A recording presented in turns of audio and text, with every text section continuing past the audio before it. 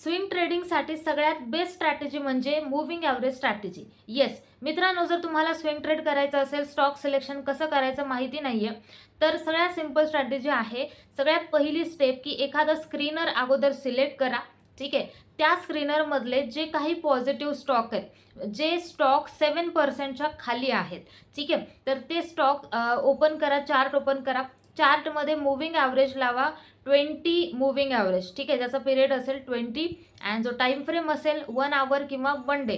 आपल्याला लवकर मूव्हमेंट पाहिजे असेल तर 1 आवर यूज करा, आणि जर तुम्हाला 7-8 दिवसामध्ये 15 दिवसामध्ये मूव्हमेंट पाहिजे असेल तर 1 डेची टाईम फ्रेम सिलेक्ट करू शकता. ठीक आहे, त्यानंतर ब्रेकआउटला आपण काम करू शकता, परंतु ब्रेकआउटला नक्की स्टॉप लॉस कंपल्सरी फॉलो करायचं, जेणेकरून आपली ॲक्युरसी चांगली राहील. ठीक आहे, त्यानंतर नेक्स्ट स्टेप असेल त्यामध्ये काही दिवस कंटिन्यू काम करून बघा, म्हणजे तुम्हाला समजेल की मूव्हिंग ॲव्हरेजची ॲक्युरसी किती आहे किंवा आपल्या स्ट्रॅटेजीची ॲक्युरसी किती आहे. ठीक आहे, आणि यामध्येच RSIचा वापर नक्की करू शकता, जे आपल्याला अजून कन्फर्मेशन देईल. ठीक आहे, RSIची जर तुम्हाला डिटेल पाहिजे असेल, माहिती नसेल, तर कमेंट बॉक्समध्ये RSI व्हिडिओ म्हणून कमेंट करा आणि नेक्स्ट व्हिडिओसाठी आपल्याला फॉलो करा. स्विंग ट्रेडिंगसाठी सगळ्यात बेस्ट स्ट्रॅटेजी म्हणजे मूव्हिंग ॲव्हरेज स्ट्रॅटेजी. येस मित्रांनो, जर तुम्हाला स्विंग ट्रेड करायचं असेल, स्टॉक सिलेक्शन कसं करायचं माहिती नाहीये, तर सगळ्यात सिंपल स्ट्रॅटेजी आहे. सगळ्यात पहिली स्टेप की एखादा स्क्रीनर अगोदर सिलेक्ट करा.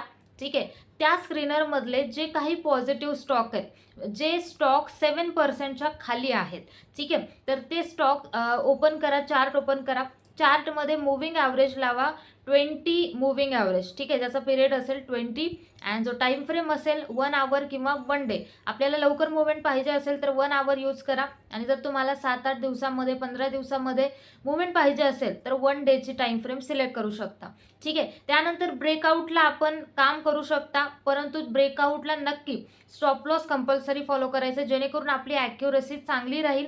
ठीक आहे, त्यानंतर नेक्स्ट स्टेप असेल त्यामध्ये काही दिवस कंटिन्यू काम करून बघा, म्हणजे तुम्हाला समजेल की मूव्हिंग ॲव्हरेजची ॲक्युरसी किती आहे किंवा आपल्या स्ट्रॅटेजीची ॲक्युरसी किती आहे. ठीक आहे, आणि यामध्येच RSIचा वापर नक्की करू शकता, जे आपल्याला अजून कन्फर्मेशन देईल. ठीक आहे, RSIची जर तुम्हाला डिटेल पाहिजे असेल, माहिती नसेल, तर कमेंट बॉक्समध्ये RSI व्हिडिओ म्हणून कमेंट करा आणि नेक्स्ट व्हिडिओसाठी आपल्याला फॉलो करा.